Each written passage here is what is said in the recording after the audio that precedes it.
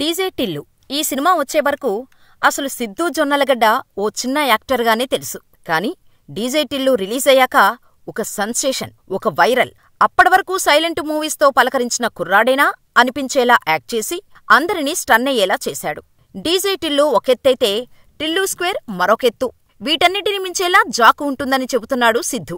అయితే ఇప్పుడీ సినిమా కంటే Siddhu Jonnalagadda lip kiss photo తెగ వైరల్ అవుతోంది. కానీ అందులో ఉన్నది అమ్మాయి కాదు, ఓ డైరెక్టర్ అబ్బాయిని లిప్ కిస్ పెడితే తప్పేంటి? ఉల్టా సిద్ధూ క్వశ్చన్ చేస్తుండటంతో అందరికీ ఓ డౌట్ వస్తుంది. మరి నిజంగా సిద్ధూ గేనా? ఆ లిప్ కిస్ గురించి సిద్ధూ ఏం చెప్పాడు?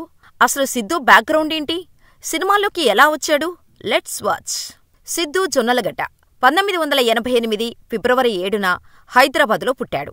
నాన్న సాయికుమార్, సెంట్రల్ గవర్నమెంట్ ఎంప్లాయ్. అమ్మ శారద, ఆకాశవాణిలో ప్రోగ్రాం ఎగ్జిక్యూటివ్గా పనిచేసేవారు. సిద్ధూ జొన్నలగడ్డకి అన్నయ్య చైతన్య. ఇతను హీరో వెంకటేష్కి వీరాభిమాని. వెంకటేష్కి సంబంధించి న్యూస్ పేపర్స్లో ఏ చిన్న వార్త చూసినా కట్ చేసి దాచుకునేవాడు. అలా అన్నయ్యతో పాటుగా సిద్ధూ కూడా వెంకటేష్కి ఫ్యాన్ అయిపోయాడు. 2005లో శ్రీ చైతన్య కాలేజీ నుండి ఇంటర్మీడియట్ కంప్లీట్ చేశాడు. ఇక 2009లో Holy Mary Institute of Engineering నుండి బీటెక్లో జాయిన్ అయ్యాడు. ఇంజనీరింగ్లో జాయిన్ అయితే అయ్యాడు కానీ ప్రతి ఇయర్లోనూ బ్యాక్లాగ్స్ ఉండేవి. అలా ఫైనల్ ఇయర్కి వచ్చేసరికి 15 బ్యాక్లాగ్స్ ఉన్నాయి. వాటిని క్లియర్ చేయటానికి చాలా కష్టపడేవాడు.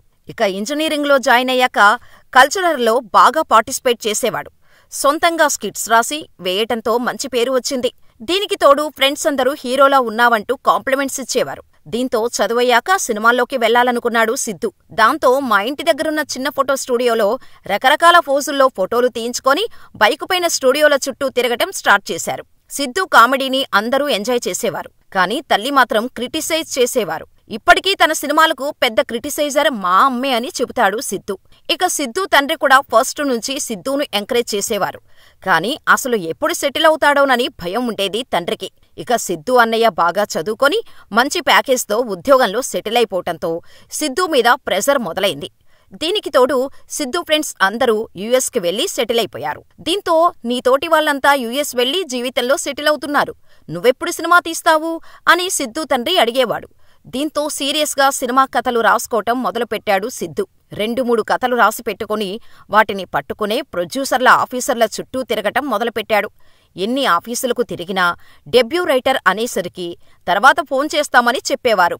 ఆ కథల్లో గుంటూరు టాకీస్ కూడా ఒకటి.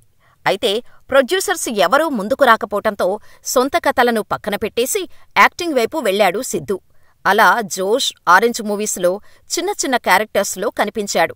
ఆ తర్వాత ప్రవీణ్ సత్తారు డైరెక్టర్గా లైఫ్ బిఫోర్ వెడ్డింగ్ మూవీతో హీరోగా మారాడు సిద్ధూ.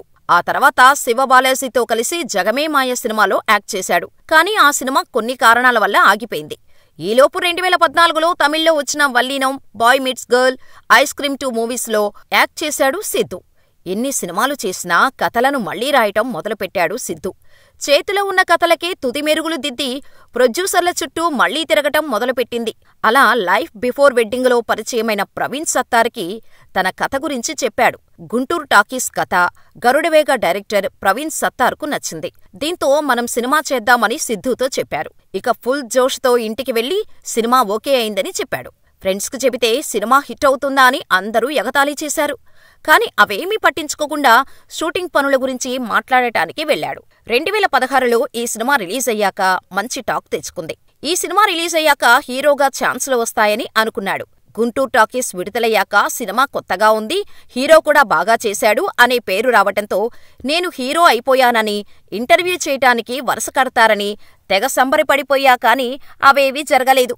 అది అర్థం చేసుకోకుండా మీడియా పిఆర్ రంగంలో ఉన్న నా ఫ్రెండ్ని ఇంటర్వ్యూ ఎప్పుడు చేస్తారని పదే పదే అడిగేవాడిని.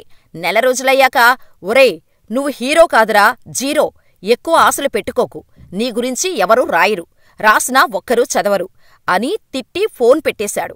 అది విని కోపం వచ్చినా, అవమానంతో ఏడుపొచ్చినా ఆ మాటలతో రియలైజ్ అయ్యాను అని ఓ ఇంటర్వ్యూలో చెప్పుకొచ్చాడు సిద్ధూ. గుంటూరు టాకీస్ రిలీజ్ తర్వాత దాదాపు 4 ఏళ్ల తర్వాత కృష్ణ అండ్ హిస్ లీలా సినిమాతో మంచి కంబ్యాక్ ఇచ్చాడు సిద్ధూ. అటు డైరెక్టర్గా, స్క్రిప్ట్ డైరెక్టర్గానూ ప్రూవ్ చేసుకున్నాడు. ఈలోపు కరోనా రావటంతో పెద్ద దెబ్బ తగిలింది. ఇంట్లో నుంచి బయటకు వచ్చే అవకాశం లేకపోవటంతో అందర్నీ దగ్గరుండి అబ్జర్వ్ చేయటం మొదలుపెట్టాడు. అలా పుట్టిందే డీజే టిల్లు కథ. నేను చూసిన వ్యక్తులు, ఇరానీ కెఫేల్లో కూర్చొని వాళ్లు చెప్పుకునే కబుర్లు, హావభావాలు వంటివన్నీ గమనించి రాసుకున్న కథే డీజే టిల్లు. లాక్డౌన్లో పుట్టిన ఈ కథకు ఇంత గుర్తింపు వస్తుందని అనుకోలేదు. ఆ సినిమా తర్వాత నన్నంతా టిల్లు అని పిలవటం మొదలుపెట్టారు అని ఓ ఇంటర్వ్యూలో చెప్పుకొచ్చాడు సిద్ధు. అయితే సిద్ధు జొన్నలగడ్డ హీరోగా నటించిన romantic drama Krishna and his Leela రీసెంట్గా మళ్లీ థియేటర్లో రిలీజ్ అయింది. అయితే ఈసారి సినిమా కంటే సిద్ధు లిప్లాక్ ఫోటో వైరల్గా మారింది. ఇదేదో హీరో హీరోయిన్ల మధ్య లిప్లాక్ కాదు, దర్శకుడు హీరో మధ్య లిప్లాక్.